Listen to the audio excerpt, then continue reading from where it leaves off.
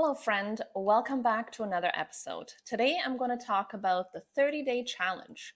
Um, Wondering whether they actually work. It's believed to be the springboard that launches you into change after change that never ends. But is this actually true? Does the 30-day challenge work? Short answer is no, they actually don't. Long answer has a lot more to do with how they're being done that makes them not work than the actual part of a 30-day challenge. And I, as a habit coach, actually suggest that you do more of them, even though they don't work. But in this episode, if you stick around, I will give you 5 adjustments you can make to the 30-day challenge that will actually help you start, finish it, and continue on with it. So if you have ever done a 30-day challenge, I want to hear from you. What have you done? Have you liked it? What kind of success did you have? Would you do another one? Because it seems like everybody's into these 30-day challenges. I think if you go online and just like Google 30-day challenges, like endless suggestions on the type of things you can do, from simple things that list something you're grateful for, to like crazy intense workouts, a lot of different stuff, and people love them, and there's obviously some really good reasons for it. So what are the reasons why they are so popular? Well, first and foremost, there's something about the simplicity of the structure. 30 days is like a very round number we can wrap our head around. It's also set up as like a just do it, like your only goal is just to get it done. It's not really about like making it more difficult as you go along. It's not about how well did you do it. It's just about getting it done.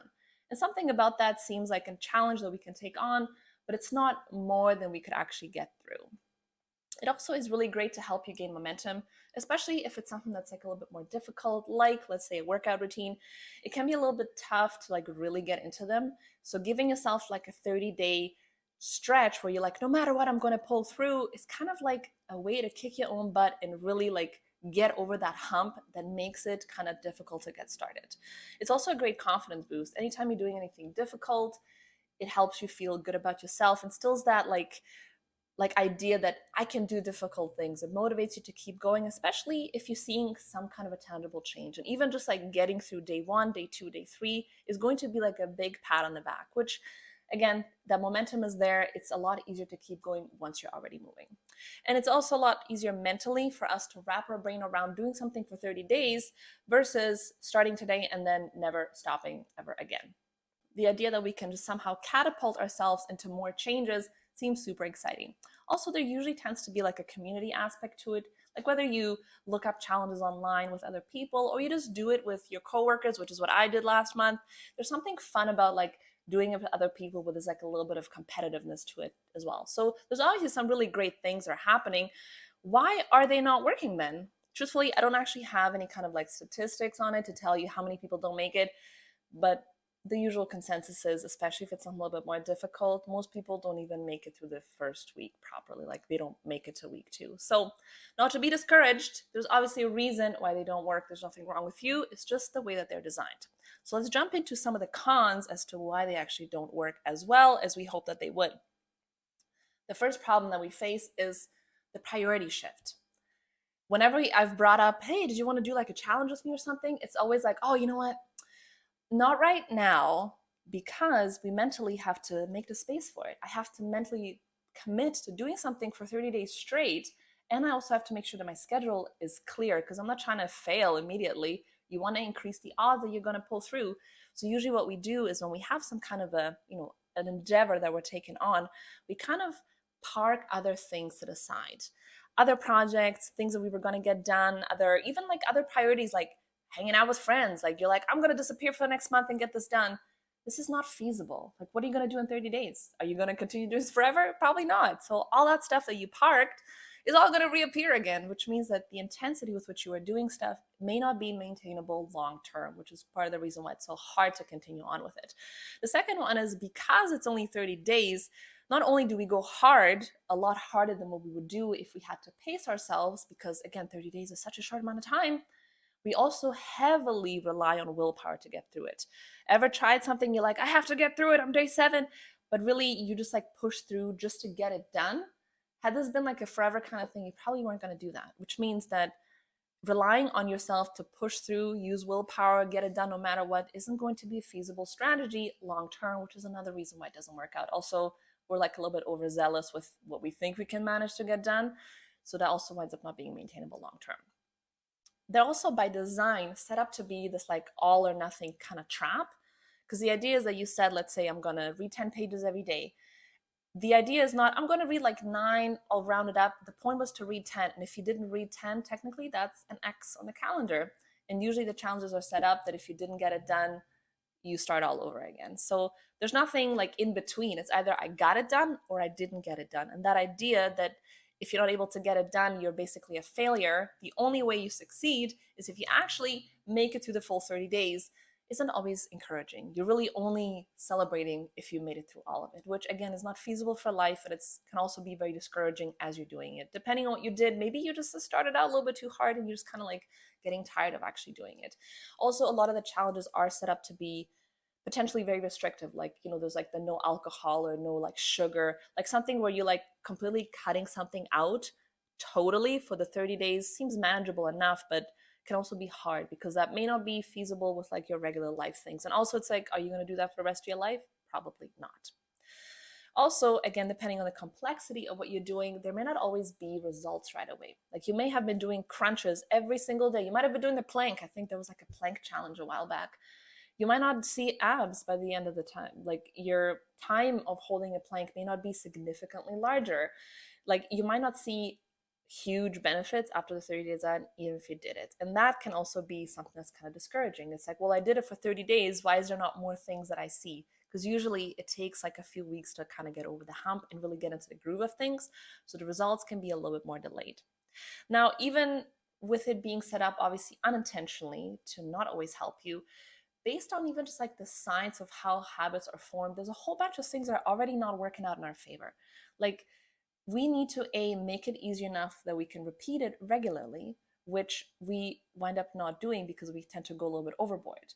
It also has to not rely on willpower, which is usually what a lot of the challenges rely on. You have to like almost force yourself through it no matter what. Because you're just kind of trying to get it done, you're also doing it all over the place. Like you might start off, my intention was to, I don't know, meditate for 5 minutes in the morning. That was my challenge. But then you forgot. And then you do it later on in the day. And then you go to bed, you're like, oh no, I forgot. And then you jump up out of bed and you try to get it done before then. Like your cues of trying to get the thing done are so all over the place that this isn't letting you know in any kind of a way that this is like a consistent thing that we're doing, which is not a bad thing, but it's not necessarily set up to make it more automatic. Also, if it's a little bit more complex of a challenge, it is unlikely that that thing will ever become fully automatic, which means that no matter how much effort you have put in, you're going to have to continue to put still a fair amount of effort to continue on with this change moving long term. So it's not all bad, because I still think it's a great idea. I have a different way of looking at this that will help you if you can see things from my point of view. So my thoughts on this is that the first thing we can do is change how we look at this challenge. Usually the word challenge implies it's going to be a little bit tough. Instead of putting this obstacle in front of ourselves, reformulate what the challenge means to you. I look at it as a 30-day experiment, like a 30-day trial of a service that you like, maybe some like streaming thing or whatever, anything that you want.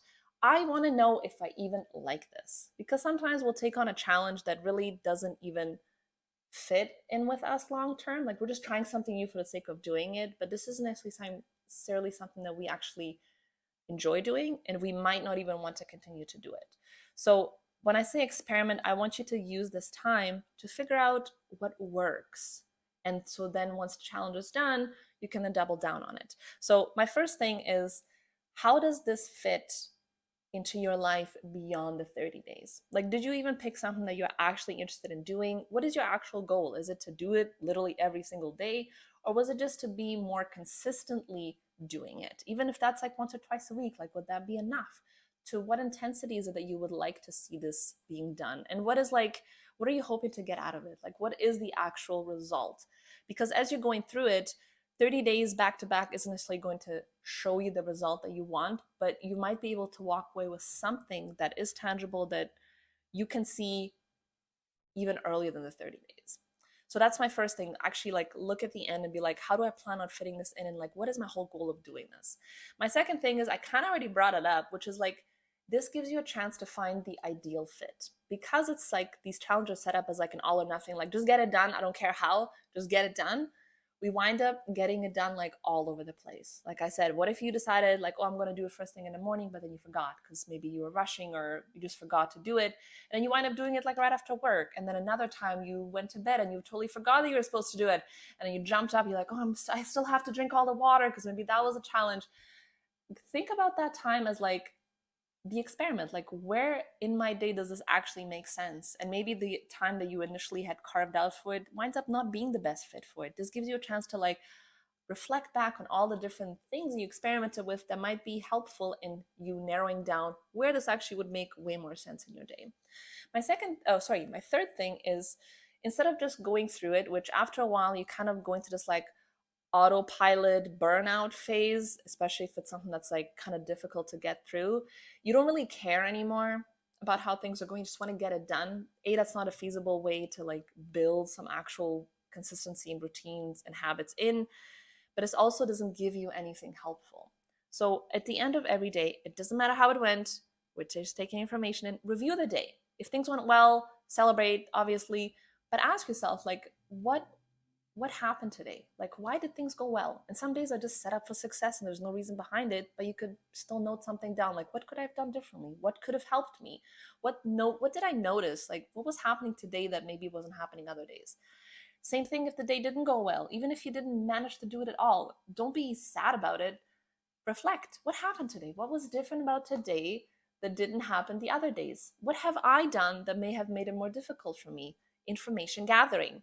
Over those 30 days, you can find out a lot about the things that actually you may not have even realized were helping you make things happen, and things that you had no idea were getting in your way that you can tidy up and maybe make it easier for you to continue on moving forward. My next one is focus on the amount of effort that you're putting in trying to make it happen. Like I said, there's going to be days where you just set up for success. You're not even trying that hard to make it happen. Those days are helpful to make you feel good, but they're not necessarily helping you problem solve, which is more useful when it comes to like real life and fitting it in, because things will always happen. Something will come up. If you're looking, it doesn't have to be 30 days, it could be like 90 days. In that stretch, something will happen that will derail you. And you have to like kind of roll with it and be like, figure out how much effort did I have to put in trying to make it happen. And if you did try to make good decisions, trying to make certain changes happen, that is worth something to celebrate. Even if the intensity with which you did it, even if the result that you got wasn't that great, you're actually making decisions that are intentionally helping you do more of the things that you want to do. So focus on what was actually trying to get done, how well did I try to get things done today, and like focus on, like, instead of what result did I get, how hard was I working trying to make it happen. And my last one was, I used to dance many years ago, and no matter what, I was told, I don't care if you miss a step, your show must go on. So this is my same advice for you. No matter what, keep moving. You had 3 bad days in a row, keep moving. It doesn't matter. We're planning for beyond 30 days. It doesn't matter if you didn't complete it. The type of challenge that I would do, instead of making it like every single day, unless if you fail it, then you start all over, I would say just go for as many days as you can, doing the best job that you can. So there's going to be some days where it's not going to work out. Dust yourself off, review, see what happened. Can I change anything? If not, just keep moving and do the best you can to put more effort into it, try to make it happen. Because let's say on a 30-day stretch, if you gave up the first day when you didn't make it happen and you're like, screw it, I don't want to start all over again, maybe you clocked in 7 days. But if you say, you know what, no matter what, tomorrow's a new day, I'm going to start again, you might have clocked in 20 good days. And that's 20 good days out of the entire year that you had, that maybe you weren't going to do had you not had that mentality. So to me, it's always more important that you're continuing to put the effort in to move forward from it versus hanging on to the fact that you didn't do the perfect job that you had intended on doing. So I know my twist is like, actually it's changing the 30-day challenge now, but I don't care. I think if you tried it this way, you're going to see way more benefits. You're going to enjoy it a lot more. You're going to realize a lot more things about yourself, how you're doing things, like your own way of like your schedule and just everything about it. And I think it's going to help you not only see some actual results, but help you learn about yourself and adapt your behavior so that you can actually have some tangible skills that you can use moving forward. Because doing something for 30 days is not the same as doing it even for 90 days. The amount of effort that you need to put in, the type of effort is different. So use those 30 days to prep yourself for more of a marathon. So those are my thoughts on a 30-day challenge. I'm actually gonna be hosting one. If you are interested, this is something that seems more intriguing to you, let me know in the comments. Drop me the word challenge. I will reach out to you, let you know how to do it. There won't be any money involved unless you want to put a bet down for yourself or something. I just want to help people go through this and like teach you some stuff that will help you not only start, but like actually finish. So thank you for tuning into this episode. This is all I got for you for today. Make sure you subscribe to this channel, and I will talk to you next time.